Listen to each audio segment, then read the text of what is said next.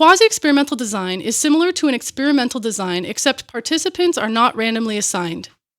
This lack of random assignment makes the design easier to implement.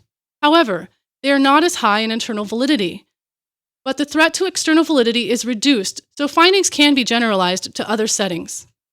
The researcher needs to rule out confounding variables such as differences in demographic variables or participant knowledge and skills. These can account for differences in the groups from the very beginning. Thus, causal relationships are harder to determine. There are statistical techniques, however, that can account for confounding variables like propensity score matching. There are several types of quasi-experimental designs, ranging in complexity and application in specific contexts. The most common is the non-equivalent groups design that collects pre-test and post-test data from participants who received the program or treatment, thus the experimental group, and participants who did not receive the program or treatment, thus the control group. Groups are selected to be as similar to each other as possible. This can be done through matching on demographic variables or other things that you think are important to the concepts being measured. Another way to do this is to assign participants to groups after pretest data are collected and matching participants based on those pretests. In the interrupted time series design, a single group of participants is tested repeatedly before and after the program or treatment. Data analysis compares the means on the dependent variable in the 2 periods before and after intervention.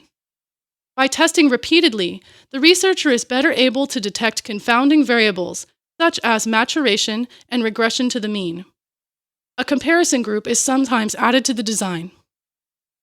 Another approach is the regression discontinuity design. In its traditional form, the regression discontinuity design is a pretest post-test program comparison group strategy. What sets this design apart is how the research participants are assigned to groups. In regression discontinuity designs, participants are assigned to experimental or comparison groups solely on the basis of a score on a pretest measure. An advantage is that the research can be focused on the population that was originally intended to receive the program or treatment, even when there may be ethical boundaries.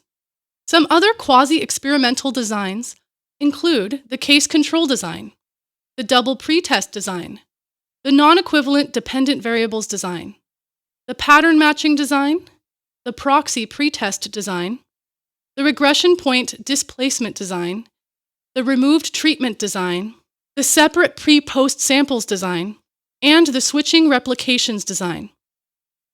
Now what? Here are some questions to consider. What would be an appropriate comparison group for your program? What quasi-experimental design is best suited to your program?